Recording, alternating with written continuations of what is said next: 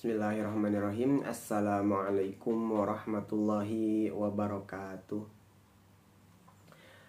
Hamdan wa syukran ala ni'amillah, salatan wa salaman daimaini mutalazimaini ila yaumil qiyamah. Amma ba'du. Sebelumnya perkenalkan, nama saya Aceh Taufik. Dibuatnya video ini yaitu untuk memenuhi salah satu tugas Diklat Kompetensi Profesi Perwakafan. Kali ini saya ngambil judul yaitu tentang tabarru wakaf uang. Langsung saja, yang pertama yaitu tentang konsep wakaf uang ultimate. Konsep wakaf uang ultimate dapat diartikan sebagai suatu bentuk wakaf uang yang secara optimal menggabungkan elemen keuangan, sosial, dan pembangunan berkelanjutan.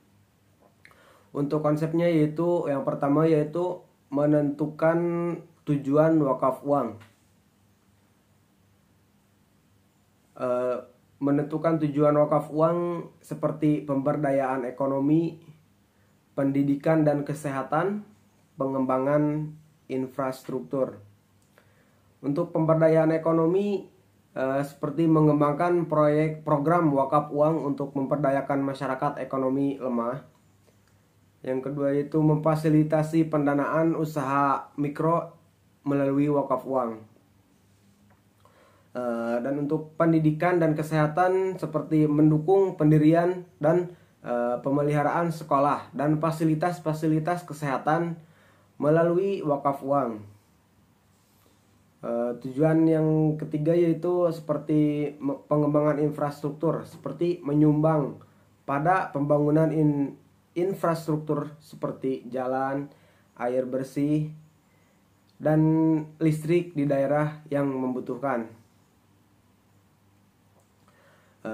Konsep yang kedua yaitu menentukan model operasional wakaf uang.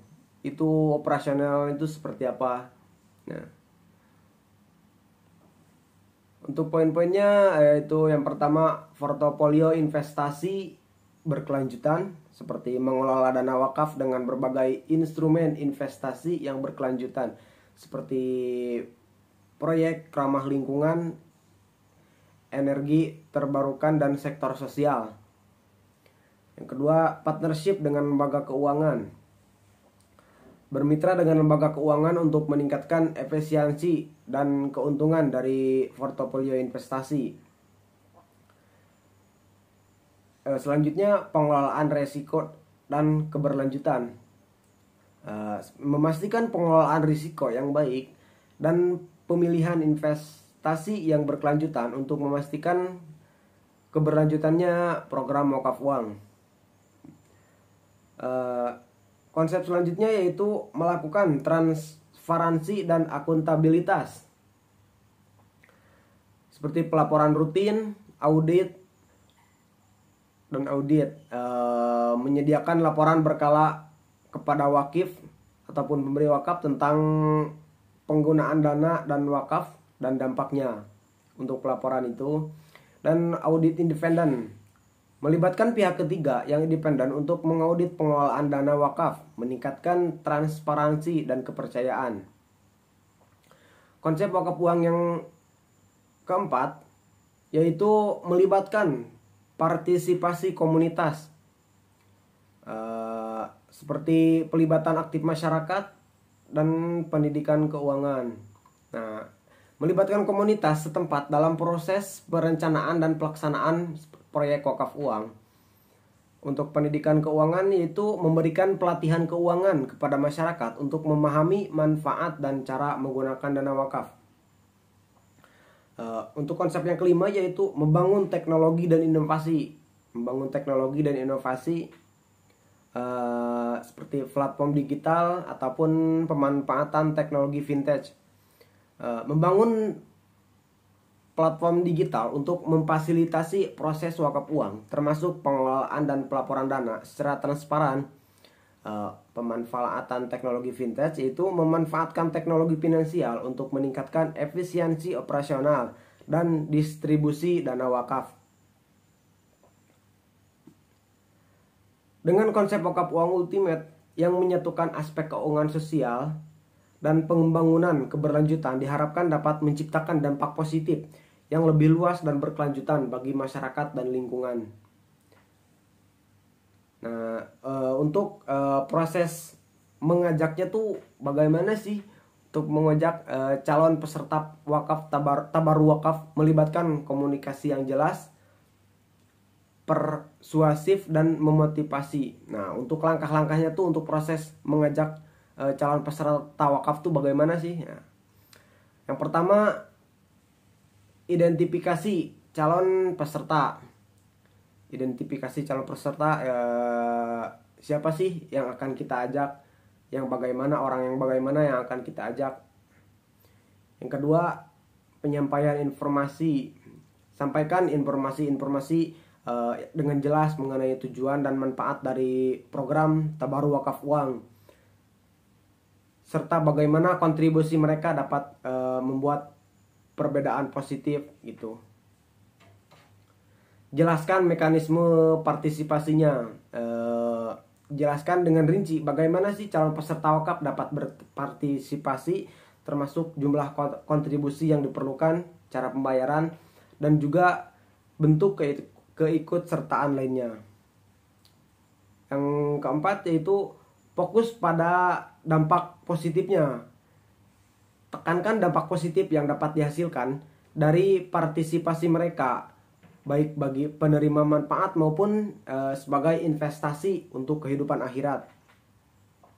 Yang terakhir yaitu ajak untuk berdiskusi ataupun bertanya. Nah, ajak calon peserta wakaf itu, tabaru wakaf itu untuk berdiskusi ataupun bertanya jika mereka memiliki pertanyaan ataupun kekhawatiran. Pastikan mereka itu merasa didengar dan didukung. Itu untuk proses pengajakan calon peserta tabaru wakaf. Selanjutnya yaitu tentang keunggulan tabaru wakaf. Keunggulan tabaru wakaf ada banyak sebenarnya, tapi saya mengambil beberapa poin. Yang pertama, dari segi aspek keberkahan. Tabaru wakaf merupakan bentuk amal ibadah yang insya Allah diberkahi oleh Allah. Peserta dapat meraih pahala baik di dunia maupun di akhirat. Yang kedua, berkaitan dengan prinsip syariah.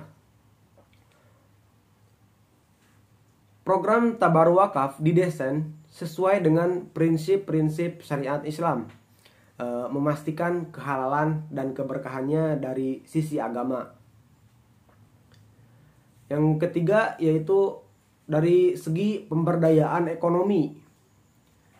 Dana wakaf dapat digunakan untuk proyek-proyek pembangunan ekonomi dan sosial, seperti pendirian usaha mikro dan kecil yang pada gilirannya dapat memberdayakan masyarakat. Selanjutnya yang keempat, yaitu yang terakhir, pemberdayaan solidaritas sosial. Tabaru wakaf mempromosikan nilai-nilai solidaritas dan kepedulian terhadap sesama. Masyarakat yang terlibat dalam program ini dapat merasakan kebersamaan dan membantu mereka yang membutuhkan.